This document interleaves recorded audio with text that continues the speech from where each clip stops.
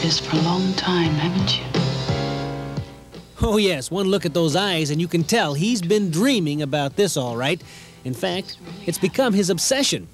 And so, when I talked with Gene Wilder recently in New York City, our conversation began with the topic of obsessions. Now, Gene, in this film, The Woman in Red, your character Teddy is obsessed with the woman in red, to say the least. What about you in real life? Similar obsessions? Yeah, I am an obsessive personality, and about women in particular. I don't want to go beyond that, but I am obsessive. That is, well, if someone likes food, for instance, I'm not obsessive about food, but my evening meal, I'm obsessive about that evening meal. I look forward all day long to relaxing, having a glass of wine, enjoying it slowly. I like candles lit, little music playing. I don't mean, I mean, even if I'm alone, I like that. That I'm obsessive about. I've been obsessive about most things in my life. It's a blessing and it's a curse.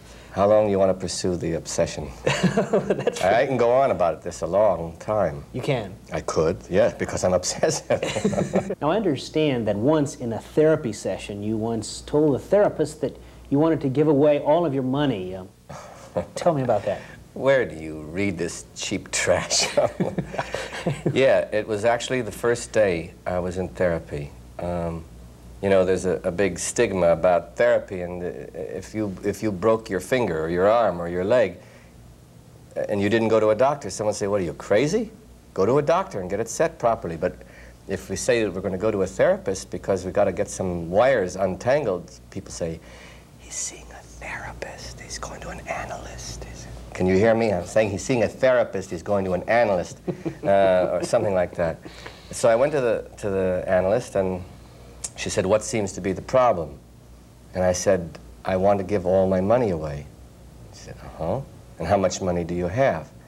And I said, I owe $300. She said, I see, I see. Now, I also read where you said that you are drawn to parts where the characters are slightly bent, slightly twisted.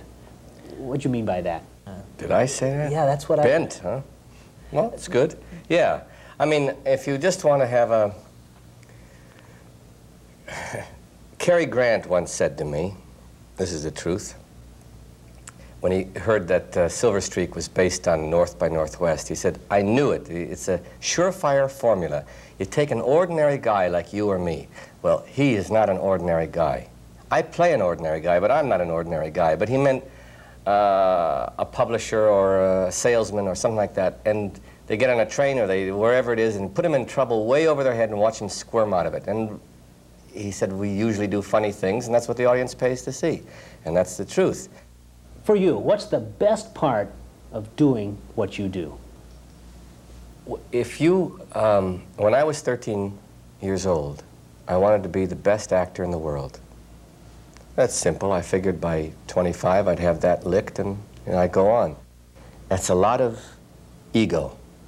And it's necessary if you're going to be a filmmaker, because you've got to have the courage, muster up that courage to present all these things to people, to expose your childhood fantasies, to all that.